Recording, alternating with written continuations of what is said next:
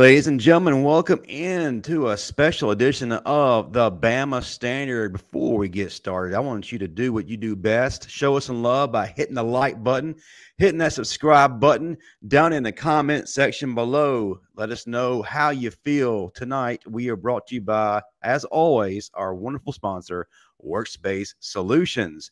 If your business needs a digital presence or a full-fledged marketing team, these are the guys you need coaching up your business. Visit them at workspacepros.com today. I'm your host, Justin Riley, and with me, as always, is the living legend who brings instant credibility to everything we do, and a man I greatly appreciate and call brother, is Stephen Smith, the senior analyst of Touchdown Alabama Magazine. Welcome in, Stephen. Doing good, man. Doing good. I had to get myself dressed up for this, first scrimmage of the Kalen DeBoer era. So when I sat there and picked this out, our guys, Christian and Corey Miller, immediately said, there he is. He's back in there breaking everybody's neck again. So apparently his neck. I love it, man. So you walked into the scrimmage. Of course, the scrimmage right now is why we are coming to you, and we're here to bring you the greatest news. You walked into the scrimmage looking like Ryan Isley. So I knew that brought some great vibes to the team. They greatly appreciate what you brought. And to be honest, they probably didn't need the extra motivation because we had some exciting things happen today, and I know you're ready to talk about it. So let's go ahead and just break it down. We were on the phone before you got on, and the hot topic right now is the quarterback room. They had a fantastic day, no turnovers. There's some evolution going on, and it's really quickly becoming one of the strongest units, if not the strongest unit on that offense. But I'm not going to steal any of your thunder. Let's talk about it, Stephen. What's going on with the quarterbacks? It looks like going back to 2017, and you had the quarterback room of Jalen Hurts, Tua Tagovailoa, and Mac Jones. It looks like that with the potential to be probably even better than that. And Jalen Milroe today, he QB1, bucket. QB1 Jalen Milroe. Kalen DeBoer said he is super consistent. We have an offense around him now to where he can do what he wants to do, and he can be confident in doing what he wants to do. DeBoer talked about it, the passing game. He has greatly improved the short to intermediate routes. He's making the checkdowns right. He's moving the chains right. He had several touchdowns in this first scrimmage, throwing and running. Nick Sheridan and Kalen DeBoer have opened up this offense to Milroe to where he's caught on to it so fast. He is making plays left and right. DeBoer said Jalen Milroe is tough to handle. He is tough to deal with out there. Just when you think you got him, you don't got him. He's making plays running. He's making plays throwing. It is clean on both sides. It is a breath of fresh air seeing when you get an offensive staff around Milroe, what he can truly be.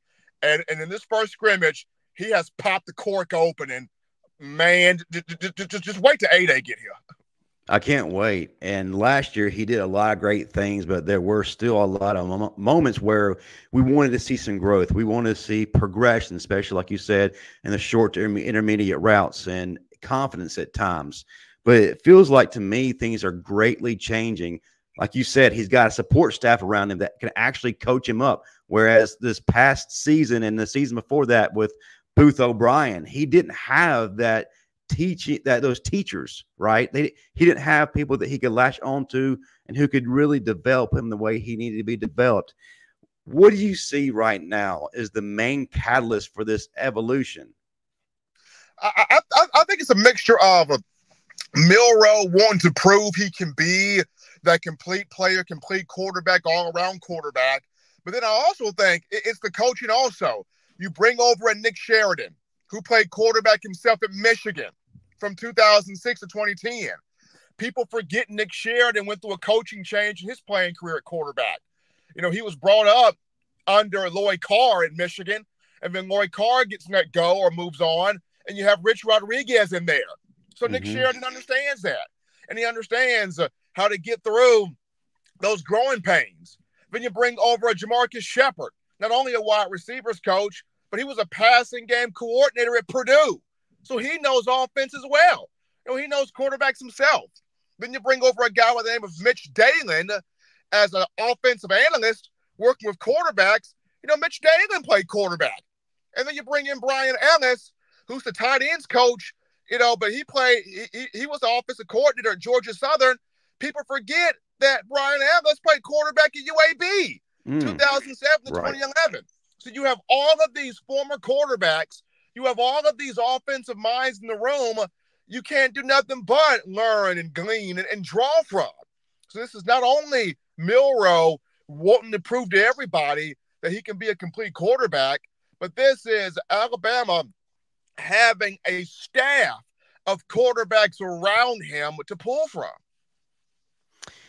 I'd like to think that Nick Sheridan was the architect of Michael Penix and what we eventually saw him to become. He was a dude at Indiana, right? But then as he went to Washington, we really got to see him just unfold into an absolute legend on the field. And he has shown out at his pro day. I believe he ran a 4.4, 4.5 in the 40, looking to be drafted pretty high. How do you compare the evolution of Jalen Milroe as compared to Michael Penix? Is Jalen Milroe on pace, or is he ahead of Penix right now? Where do you see that as your eyes have been right there in practice? I mean, I would say Milroe could be. I said Milroe possibly is slightly ahead of Penix, because keep in mind Penix had some injuries he had to go through too. So he had some injuries he had to fight through. He had some injuries he had to battle from. Milroe has been healthy throughout his career. Knocking on wood, he can stay that way. I think slightly ahead of Penix just due to Milroe offers you a bit more athletically than Penix. And then even with some slight issues early on, you know, in the passing game, Milroe still with Tommy Rees threw for near 3,000 yards. Mm-hmm. So now you look at having Milroe with an offensive coordinator that played quarterback himself and that really helped the architecture of Penix in Nick Sheridan. And then you bring in a completely offensive mind in Kalen DeBoer, and you got an offensive mind in Jamarcus Shepard, and you got other offensive minds around you. I think Jalen Milroe could possibly be even better than what Michael Penix was. And this is no shot to Penix. Penix is going to be a first-round guy. But just look at what all of these offensive gurus that Milroe can pull from, he could be even better than Penix. Wow. I'm just blown away by that assessment right there. But let's move on to the offense as a whole. As you know, we're just a few weeks away from A-Day, so more of the playbook on both sides is being implemented. How is it being received? Have you seen any growing pains, or is it just kind of becoming second nature to these guys? Well, if there was a growing pain, the only one that's there, Justin, would be at the offensive tackle position. You got to continue to grow guys more at that spot. Miles McVay had some good moments out there today in the first scrimmage, but you're still kind of growing him up in the pass pro. Elijah Pritchett had some decent moments out there, but once again, you got to get these guys groomed up a bit more here in the pass pro. The interior of the offensive line is stout. Tyler Booker and Jaden Roberts are killers. Killers. I was told by a source, grown men killers. As when you look at Booker, and you look at Jaden Roberts. At the center position, Parker Brasford looked good. James Brockemeyer looked really. Ooh. Don't sleep on Brockemeyer. That dude, smart, cerebral, high football IQ, no bad snaps at all from either of the two. I'm just going to say this. Whoever comes out with this at center, you're okay. These two are fighting tooth and nail, Brazelford and James Brockemeyer. So the only growing pain right now is having these offensive tackles developed. Which one, who takes both tackle spots right now is the big question. The interior of the offensive line is fine. Man, I'm excited to hear about Brockemeyer, as we've all been anxiously awaiting since he stepped foot on campus to take that next step. We've kind of thought it would be sooner rather than later, but no time like the present. Maybe he just needed the right coaching. He needed the right people around him, as well as the right people to exit out of the program for him to finally take that next step. Oh, absolutely. So, I mean, both of those two guys are battling, him and Brasford. Like I said, whichever one takes it, you're fine either way. I mean, because both give you something. Brasford's been part of this system before, coming from Washington, so he knows what's expected of him when you look at being coached by Nick Sheridan and Kalen DeBoer. But Brock, he's been just immersed in the Bama culture. He's been at Bama since day one. So he knows the Bama culture. He knows the mantra. He knows the mindset. You know, he knows what it takes. Tough-minded dude, very smart. His IQ, I kind of liken it to one of Ryan Kelly almost. Whoa. I kind of liken it to one of Ryan Kelly almost. And people forget, James's dad, you know, Blake Brockemeyer, was an All-American at Texas. He also played 9 years in the NFL. So Brockemeyer's got the genes coming from his pops. He's got the genes to play it. And when you look at the IQ, highly smart dude. I liken him. He's got some Ryan Kelly in it. Man, high praise. I love to hear that. And if he translates to that on the field this next year, my gosh, what this offensive line can do as a whole. So let's go ahead and jump to a player that's in the minds of everybody right now, and that's because of suffering a horrific injury yesterday, and that's one Jaylen Hale, a guy that I compared to DJ Hall 2.0. He's going to be out for quite some time. I believe it's going to be September when we see him. So with him being put on hold for a minute until he gets better, who's stepping up? Kendrick Law, we know he's that dude. He's a beast. He's a freak. But who else should fans be really excited about? Is it the same names, or are other receivers coming to the forefront right now? I'm going to say this. Keep your eyes on the boy. I've been saying his name since he got on campus. Emmanuel Henderson. It's E-Man's time. E-Man had a really good scrimmage. E-Man, I got a chance to talk with Jamarcus Shepard. I believe this was Tuesday. I got a chance to talk to Coach Shep. Coach Shep mentioned E-Man's ability to drop his weight, get in and out of breaks, has improved tremendously. E-Man can fly, can run like the wind. Football knowledge is right there. The dude's ready. He's ready. It's taken E-Man a bit just due to he had the injury last year with his hip. Probably could have been a kickoff returner, punt returner last year, but had the injury with his hip there in fall camp. People forget when Emmanuel Henderson came in from Geneva County High School here in Alabama, he came in as a running back. And the only reason why he was moved to wide receiver, Jalen Milroe, who came in the same class as E-Man, had a bit more weight and a bit more muscle on him at the running back position. That's the reason why E-Man was moved to wide receiver. But Emmanuel Henderson right now is that dude. That's the guy to keep your eye on right now.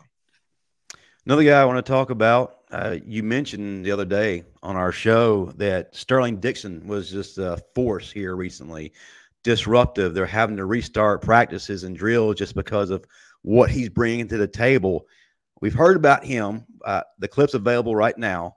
But let's talk about a guy we've had on our show. I'm hearing good things about him. That's Keanu Coot.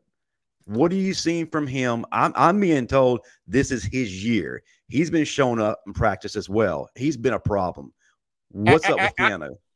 I've been told this by a source today. Could have a Will Anderson type impact. Whoa. Could have a Will Anderson type impact, Keanu Coot. He has turned it up. He has turned it all the way up. Christian Robinson, an outside linebackers coach, I got a chance to talk to him about a few days back, and he was saying that he recruited Coat to Florida, and he knew when he was at Florida he was recruiting Coat, and he knew Coat had something special about him. It was only a matter of time. It was only a matter of time for Keanu, but he has turned it on. He has turned it on. He has turned it up. I got from a source today, could have a Will Anderson type of impact. Wow, that's amazing, and excited for him because he's a part of our family here on the Bama Standard. Can't be more excited. Same lines. Damon Payne. Again, that's another name that has been coming to the forefront too. How's he been progressing during this spring and even today? I mean, the defensive line guy, just as a whole, had a really good scrimmage. I mean, Kalen DeBoer couldn't even really signal anybody out. None of my guys sourced out could single anybody out. I mean, the D line as a whole, I'm just hearing the D line as a whole, they're all flying. They're monsters. They're flying. They're hungry. And this 4-2-5, Kane Womack's got them off the chain. Like, they're getting after it. Like, this defense, everybody's getting after it. Like, they can't even name a name right now. It's just creatures. That giant wall of you-know-what, they're all getting after it. I love it. I love it. So let's jump into some other high points, man. What did you see today that just made you go, wow, I can't contain myself right now because I'm seeing this? I'm going to say this. I watched Jeremiah Alexander out of Thompson High School in Alabama as a 5-star. I watched Jeremiah Alexander. I watched him when he came in here. They started him off at outside linebacker. They've moved him inside. I knew it was only a matter of time before that light bulb would come on for Alexander. I asked Kalen DeBoer myself the question, Jeremiah Alexander, how is he looking? Kalen DeBoer verbatim told me, this dude plays with so much passion, so much fire, so much energy, so much toughness. When he's on the field, stuff just starts flying around. When he's on the field, stuff just starts flying everywhere. Kalen DeBoer said, I am just happy he's on my side. Stuff starts flying when Jeremiah Alexander hits the field. Folks, he's turned the corner. That's a guy I've had my eye on for quite some time. Coming out of Thompson, I felt like he was going to be that next impact guy, like a Will Anderson. And name your linebacker that is synonymous with Alabama. So let's talk about another position. Fans are concerned. We just lost arguably the best kicker in Alabama history, and Will Reichard. Talk to us about Conor Talty. I've been hearing great things. From what I've seen, I feel like there's no drop-off from him at all, and he's just going to be next man up. Have you been able to really spend some time watching his progression throughout spring and maybe even today? Consistent, just pure consistent. I've got a chance to be around a lot of the guys vetted into these scrimmages, and Talty's just consistent. He's the guy right now. Will Reichard rubbed off a lot on him during his time at Alabama. I've mentioned this. Reichard took Talty under his wing, taught him some things, coached him up in some areas. Talty always had the leg coming in. We always had the leg, but Will kind of taught him the mental aspect of the game, how to keep your head solid on you throughout it all. Taught him some technique type things there. But Talty's it. Talty's the guy. Before we allow Stephen to give his closing statements and his last little bit of highlights, I'll remind everybody we have Title Towel as one of our main sponsors. And as you know, the season never truly ends. And to keep the season going, we feel that you need to grab a Title Towel. Go to whitwellsports.com today. And I tell you what, since you're fans of ours, we're going to give you a nice little promo code, Standard. That's going to give you a discount to grab you a Title Towel. Go ahead and visit them today.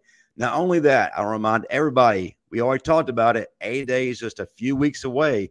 And on April the 12th, 6 p.m. at the Paul W. Bryant Museum, the Bama Standard, the full cast is going to be there getting you ready for A-Day and all the events that weekend. We're going to have some legends on with us. LaRon McClain's going to be there.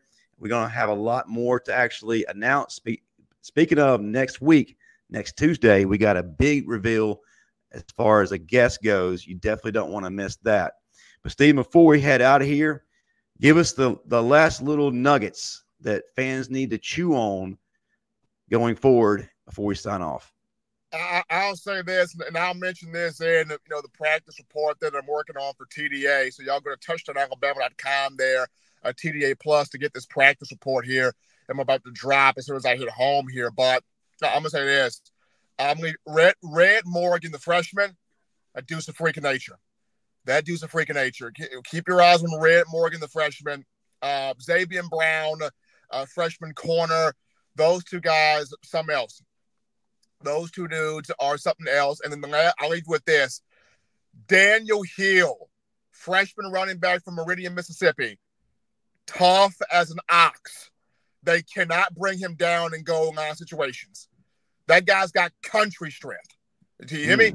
Country, cornbread, collard greens, hot maul, fat back, that strength. That's what Daniel Hill's got. They cannot tackle him once he gets inside the 5. They can't. So keep your eyes on Daniel Hill moving forward. Daniel Hill, Red Morgan, guy like Xavier Brown. And if I have to mention one more guy, Aeryn Bubba Hampton, the guy that Bama flipped from Texas, route runner for real. He's right now challenging Kobe Prentice for best routes on the team. Bubba Hampton. Keep your eyes on that kid. The kid can run some routes. Man, Steven, A-Day can't get here soon enough. I'm excited. I'm just saying, A-Day can't get here fast enough, man. I mean, and so going back to as I wrap this up here, so with Jalen Hale, it is a confirmed knee injury. It is significant from Kalen DeBoer. He's out for the rest of the spring, but Alabama, high optimism that we'll have him for fall camp and the season upcoming in the fall. So keep the fingers crossed. Jeff Allen, do your job, man. Dr. Kane, Dr. Andrews, do y'all job. Get this man back, fall camp for the upcoming season here in the fall, because so many people, they want to see Jaylen Hill out there, including one Marquise Mays, former Alabama receiver. He was hurt, when he got the news there of Jalen Hale going down. But hopefully, we get him right there to Jeff Allen. We get him right there to Dr. Andrews. We get Jalen Hill worked on and have this young man make this recovery. Absolutely. And, hey, Marquise has already anointed him as the next big thing. If Marquise says that, then chances are we better pay attention. But I mean, also, go ahead. You kind of have to. If Marquise says that, you kind of have to, get your popcorn ready and have this man crowned as the next superstar, in the building. And I want to remind everybody also another guest that will be with us at the Paul W. Bryant Museum at April 12th, 6 p.m. Blake Sims will be on the panel as well. It's going to be an exciting time. You don't want to miss it. Get there 10 to 15 minutes early so you can be a part of arguably the best show on YouTube and period. Before we jump out, Steven, if you would, let the folks know how they can find you. You just mentioned, in my own words, all the other platforms. Where are you hiding at? Oh, absolutely. They can find me on Twitter at Coaching M. Smith on Twitter. That's at Coaching M. Smith. You can see the fit of the day. It's right here. So at Coaching M. Smith on Twitter. Also, Touchdown, Alabama.com. You get there right now. Get that subscription, Touchdown, Alabama.com. Got a lot of stuff here coming out this evening from the first scrimmage. And as always, y'all, you can catch me here on the Bama Standard with the best cast of people, the best cast of gentlemen, led by the star of the show, Steve Brown. Oh, my God, Steve Brown. But also the best moderator in the game that would make any ESPN moderator look bad, and that is the guy Justin Lank Riley. I actually think I'm a glorified cat herder, Steve, because that's essentially what I feel like. I definitely appreciate that love. Look, man, you are Moses keeping all the sheep in line. There you go. I like that. As far as me, man, you're going to find me on all of our social media. You see it right here at the Bama Standard on all platforms. TikTok at _Bama Standard. If you have any questions about upcoming shows, guest suggestions, you can email me, Justin Riley at thebamastandard.com. Also, if you're interested in being a part of our family in terms of sponsorship, please shoot me an email. I can send you a pricing sheet, and we'll get you a part of this wonderful thing that we're doing here on the Bama Standard Network. But that's going to do it for us. Y'all stay tuned. We got a lot more to come. Roll Tide, everybody. All right.